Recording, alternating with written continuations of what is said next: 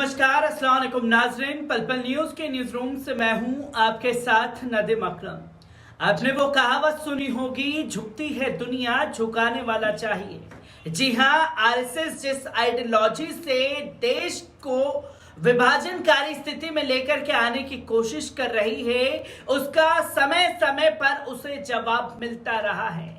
इसका जवाब जो है भारत जोड़ो यात्रा के जरिए भी देने की कोशिश राहुल गांधी के जरिए की जा रही है, तो वहीं भारत मुक्ति मोर्चा ने आरएसएस के खिलाफ खुल करके बिगुल फूंक दिया है। और आरएसएस किस तरीके से जमीनी स्तर पर उतर करके लोगों में नफरत फैलाने की कोशिश कर रही है, इसे तमाम संगठन और तमाम पार्टियों के लोग अब लोगों के पास जा करके समझाते हुए दिखाई दे रहे हैं।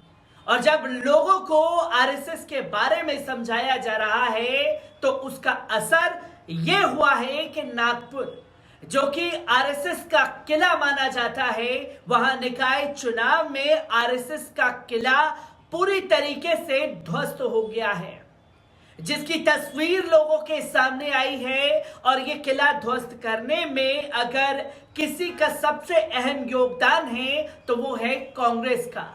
और कांग्रेस ने समय समय पर जिस तरीके से लगातार वो आरएसएस के बारे में बोलती हुई दिखाई दे रही है, उसका असर ये हुआ कि कल तक जो मस्जिद, मदरसे और मुसलमानों को पास बुलाने से कतराते थे, वो मस्जिद में जाकर के माथा भी टेक रहे हैं और मजारों पर जाकर के फूल भी चढ़ा रहे हैं। मोहन भागवत की जिस तरीके से दलीलें सामने आ रही हैं, वो भी अब ये दिखाने लगी है कि बड़े से बड़े तानाशाह जो अपने गुरूर में चला करते थे, उन्हें भी घुटनों पर लाने का काम जो है अब तमाम लोगों द्वारा कर दिया गया है। किस तरीके से रिजल्ट सामने आया है, जो कि भारतीय जनता पार्टी के लिए एक बड़ा झटका है। एक बार इस पूरी रिपोर्ट पर नजर डाल लेते हैं। महाराष्ट्र के नागपुर जिले में पंचायत समिति के अध्यक्षों और उपाध्यक्षों के पदों पर हुए चुनाव के नतीजों में भारतीय जनता पार्टी यानी कि भाजपा को करारा झटका लगा है। कांग्रेस पार्टी ने पंचायत समिति की अधिकांश सीटों पर जीत हासिल की है। आधिकारिक जानकारी के अनुसार भाजपा पंचायत समिति के अध्यक्ष का एक भी पद नहीं जीत सकी है। वे इन चुनावों में उपाध्यक्ष की केवल 3 सीटें हासिल करने में सफल रही है। इसके परिणाम शनिवार को घोषित किए गए थे। नागपुर जिला भाजपा की महाराष्ट्र इकाई के मौजूदा प्रमुख चंद्रशेखर बावनकुले, राज्य के उप मुख्यमंत्री देवेंद्र फडणवीस और केंद्रीय मंत्री नितिन गडकरी का गृह क्षेत्र है। नागपुर में राष्ट्रीय स्वयंसेवक संघ आरएसएस का मुख्यालय भी है, जो भाजपा का वैचारिक स्रोत भी है। कांग्रेस ने जिले के अध्यक्ष के 13 में से 9 और उपाध्यक्षों के 13 में से 8 पदों पर जीत हासिल की है।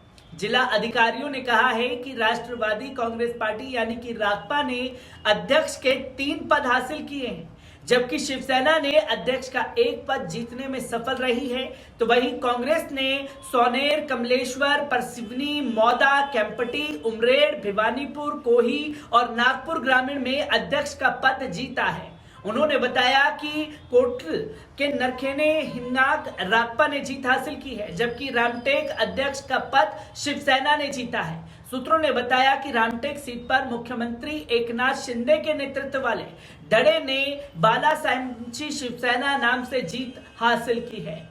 राज्य सरकार में पूर्व मंत्री और कांग्रेस ग्रामीण इकाई के प्रमुख राजेंद्र मुल्क ने न्यूज एजेंसी से कहा कि पंचायत समिति के नतीजों ने भाजपा कैडर में निराश कर दिया है, क्योंकि पार्टी को आरएसएस और वरिष्ठ नेताओं नितिन गडकरी, देवेंद्र फडणवीस और चंद्रशेखर बावनकुले के घरेलू मैदान पर हार का सामना करना पड़ा है।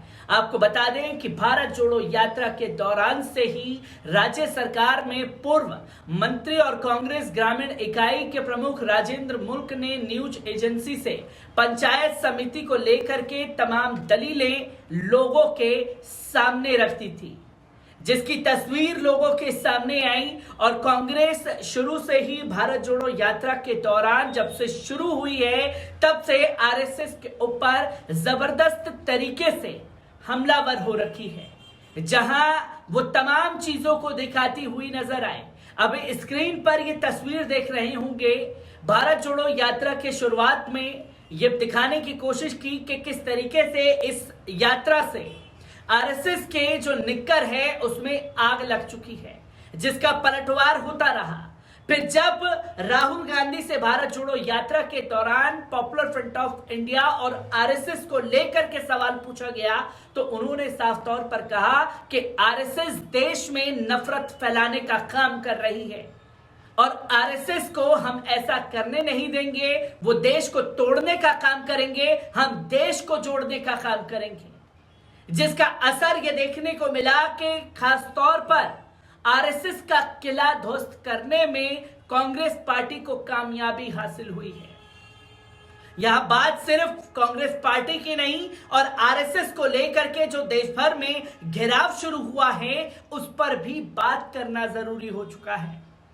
और अब ये सेकंड तस्वीर आप देख रहे हैं वामन मेश्राम की, भारत मुक्ति मोर्चा के अध्यक्ष, जिन्होंने आरएसएस के खिलाफ बिगुल फूंक रखा है और आरएसएस बैन के लिए कई तरीके से मुहिम चलाते हुए दिखाई दिए, क्योंकि अपने संवैधानिक पदों और सरकारी अधिकारियों के बलबूते आरएसएस जो संविधान की धज्जियां उड़ाने पर लगा हुआ है, इसकी समय समय पर तस्वीरें लोगों के सामने आती हैं।